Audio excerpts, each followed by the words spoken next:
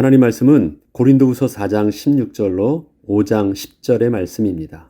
우리의 관심은 벗고자 함이 아니요 오히려 덧입고자 함이라. 고린도후서 4장 14절과 16절에는 주 예수를 다시 살리신 이가 예수와 함께 우리도 다시 살리사 너희와 함께 그 앞에 서게 하실 줄을 아노라. 그러므로 우리가 낙심하지 아니하노니 우리의 겉사람은 낡아지나 우리의 속사람은 날로 새로워지도다.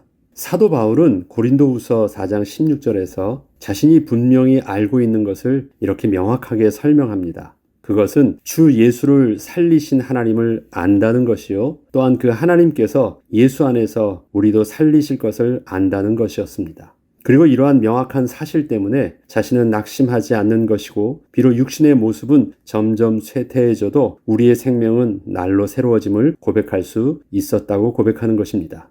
이렇듯 바울의 담대함과 소망의 근원에는 예수 그리스도를 통하여 하나님의 자녀된 비밀이 있었습니다. 예수 그리스도 안에서 하나님의 형상을 보게 된 바울은 예수 그리스도를 통하여 영원한 하나님 나라를 온전히 사모할 수 있게 된 것이었습니다. 세상은 인간이 하나님께 범죄함으로 하나님의 생명을 잃고 하나님으로부터 단절된 것이 인생의 근본 문제인 것을 전혀 알지 못합니다. 사단은 죄의 저주로 인하여 하나님의 생명을 잃게 된 인간에게 사망을 통하여 자신의 종노릇하게 만들었고, 생명의 근원 되신 하나님은 전혀 알지 못하도록 속였기 때문이었습니다. 결국 이러한 하나님에 대한 무지로 인해서 인간이 사망의 두려움을 가지고 사단을 자신의 하나님인 줄 알고 섬기고 있는 것이 세상의 종교요 우상인 것입니다. 바울은 그리스도 안에서 이전에 볼 수 없던 영적 사실을 볼 수 있게 된 것에 대하여 이렇게 고백을 이어나갑니다. 고린도후서 4장 17절로 18절에는 우리가 잠시 받는 환난에 경한 것이 지극히 크고 영원한 영광에 중한 것을 우리에게 이루게 함이니, 우리가 주목하는 것은 보이는 것이 아니요 보이지 않는 것이니 보이는 것은 잠깐이요 보이지 않는 것은 영원함이라. 바울은 자신이 이전과 다르게 주목하는 바가 달라진 것을 고백한 것입니다. 이전에 율법에 사로잡혀 있었을 때에는 눈에 보이는 것에 모든 것을 다 집중하였었는데, 이제는 보이지 않는 영원한 것에 집중할 수 있게 되었다는 것이었습니다. 그리고 이전에는 환난이 아주 두려운 것이었기에 환난을 피하는 것이 아주 중요한 문제였지만, 이제는 눈에 보이지 않는 것을 실제적으로 주목하게 되면서 눈에 보이는 환난은 잠시 있다 지나가는 가벼운 것이었고, 진짜 중요한 것은 영원한 것에 있음을 또한 고백한 것이었습니다. 이처럼 바울이 십자가에서 죽으시고 다시 부활하셔서 또한 자신에게 다가오셨던 예수님을 통하여 거룩하신 하나님을 만나고 영원한 하나님 나라를 실제적으로 사모할 수 있게 됨으로 인하여 그의 삶에서 진정으로 기뻐해야 할 것과 두려워해야 할 것, 그리고 무엇에 집중해야 하는 것인지를 분명히 할 수 있었습니다. 우리가 예수 그리스도를 소망 가운데 붙잡았던 이유는 예수께서 하나님 만나는 길 되셨기 때문입니다. 예수님은 하나님이십니다. 그런데 그 예수님께서 이 땅에 사람의 몸으로 오셨고 그리스도의 직분을 감당하셨을 때, 예수께서 이 땅에 그리스도의 모습으로 오신 이유는 하나님을 만나게 하시려고 오신 것이었습니다. 그렇기 때문에 우리에게 있어서의 구원의 기쁨과 구원의 축복은 우리가 다시 예수 그리스도를 통하여 하나님을 만난 것입니다. 그것이 우리에게는 큰 기쁨이요 소망의 이유인 것입니다. 그래서 예수 그리스도께서 성자 하나님이 맞지만 우리는 반드시 예수님이 소중하다고 말할 때, 예수 그리스도가 하나님 만나는 길이었다, 우리가 하나님을 만난 것이 복이다라는 정확한 방향성들을 잘 가지고 있어야 하겠습니다. 바울은 자신의 신앙의 고백을 이어나갈 때 언제나 믿는다라고 하지 않고 안다로 표현을 합니다. 이것은 자신이 소망하는 하나님 나라의 비밀이 어떠한 추상적인 깨달음이 아니라 직접 예수 그리스도를 통하여 하나님을 만나게 되므로 실질적으로 눈을 뜨게 되었기 때문이었습니다. 사실적인 지식이라는 것입니다. 종교적인 사상이나 의미가 아니라 하나님 나라는 사실적인 지식이라는 것, 자기가 그것을 명확하게 알고 있다는 것입니다.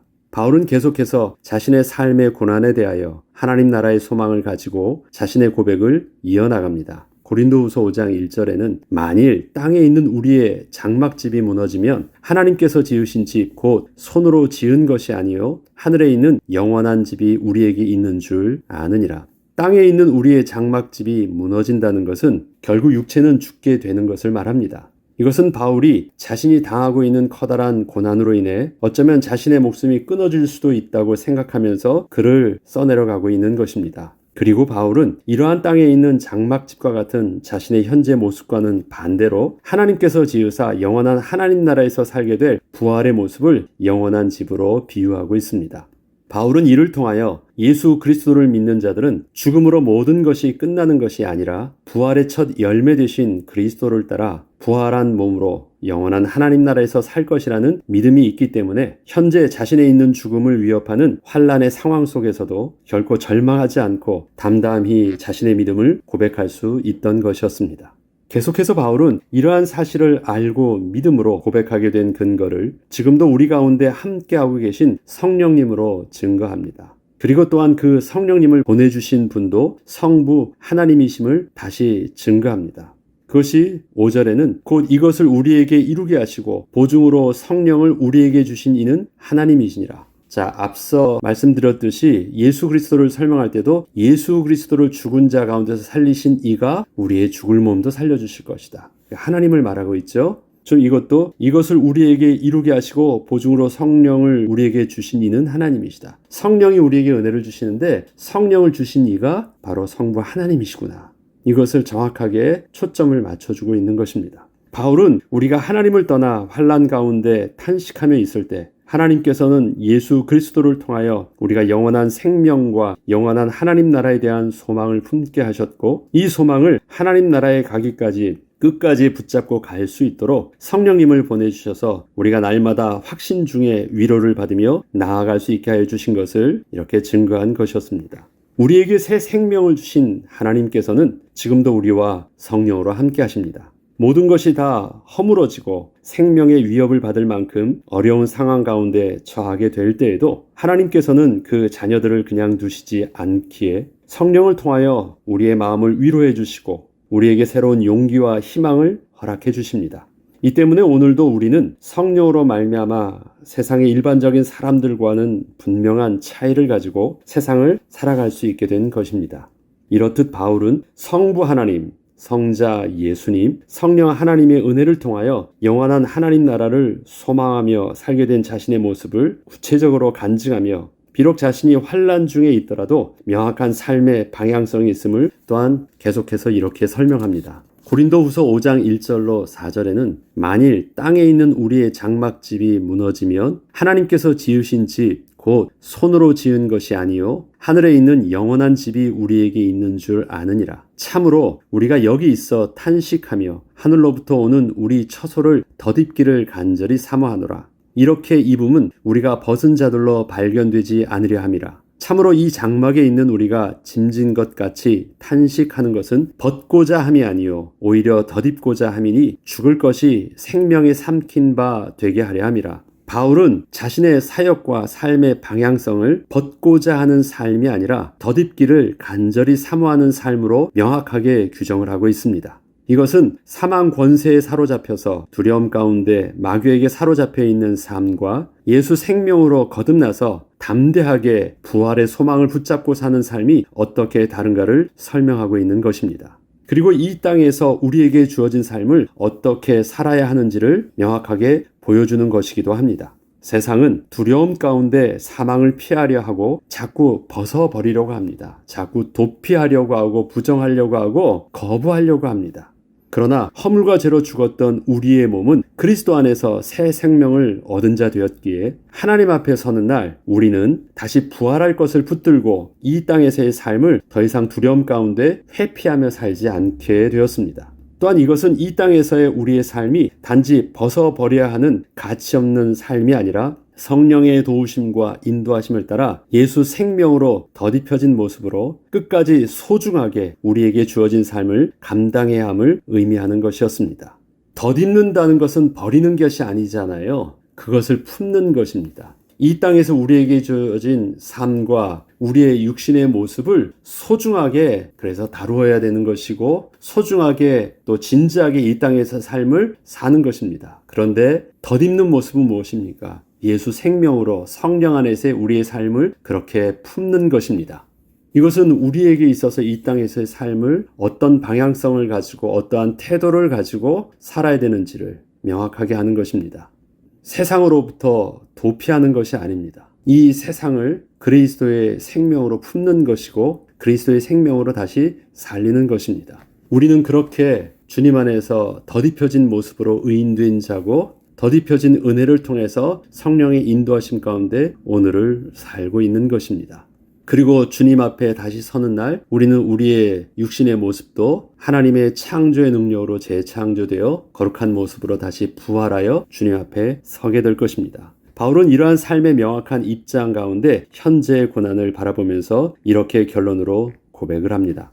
그러므로 우리가 항상 담대하여 몸으로 있을 때에는 주와 따로 있는 줄을 아노니 이는 우리가 믿음으로 행하고 보는 것으로 행하지 아니함이로라. 지금 우리가 살고 있는 것은 여전히 이 땅 가운데 살고 있다는 것을 명확하게 인식하고 있다는 것입니다. 그렇지만 이제는 더 이상 눈으로 보는 대로 반응하거나 행하지 않고 비록 이 땅의 육신으로 산다고 할지라도 믿음으로 행하는 삶을 선택하여서 살고 있다는 것입니다. 우리가 담대하여 원하는 바는 차라리 몸을 떠나 주와 함께 있는 것이라. 이것은 뭐예요? 죽음을 두려워하지 않는다는 것이잖아요. 내가 주님께 나아가는 것. 더 이상 사망 권세의 두려움에 잡혀가지고 우리가 이 땅에서 그렇게 사단의 종노릇 하지 않은 삶을 살아요. 그래서 담대하게 사망을 통해서 겁없이 들어가기를 원한다라는 것이에요.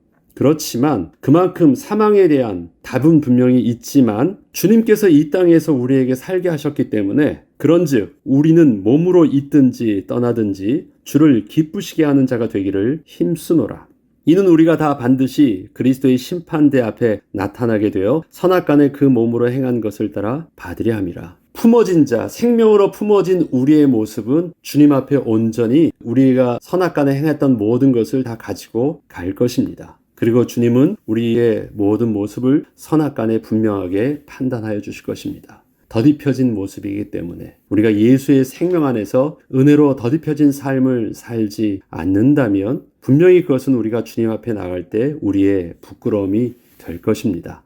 오늘도 저와 여러분이 성부, 성자, 성령, 성삼위 하나님의 은혜로 인하여 우리의 구원함을 입은 영적 비밀을 붙잡고 하나님 나라의 소망 가운데 또 더딥혀진 삶의 모습으로 우리의 오늘의 삶도 승리하는 저와 여러분 되길 주의 이름으로 축복합니다. 기도하겠습니다. 하나님 아버지 참 감사합니다. 우리에게 주어진 삶이 그리스도 안에서 예수 생명으로 더딥혀진 삶을 살아야 됨을 또 바울의 고백을 통해서 다시 한번 붙잡게 하여 주시니 감사합니다. 우리의 육신의 삶을 거부할 것이나 두려워할 것이나 부정할 것이 아니라 성령 안에서 우리의 삶을 품게 하시고 우리의 가정을 품게 하시고 우리의 주어진 환경을 우리의 주어진 모습을 품게 하셔서 예수 생명으로 거듭난 모습의 비밀들을 이 땅에서부터 온전히 누리며 영원한 하나님 나라에 나아가 주님 앞에 서게 될 부활의 그날을 소망하며 오늘도 우리에게 주어진 삶을 믿음으로 소중하게 감당하는 하루 되게 하여 주옵소서. 감사드리며 우리 주 예수 그리스도 이름으로 기도합니다.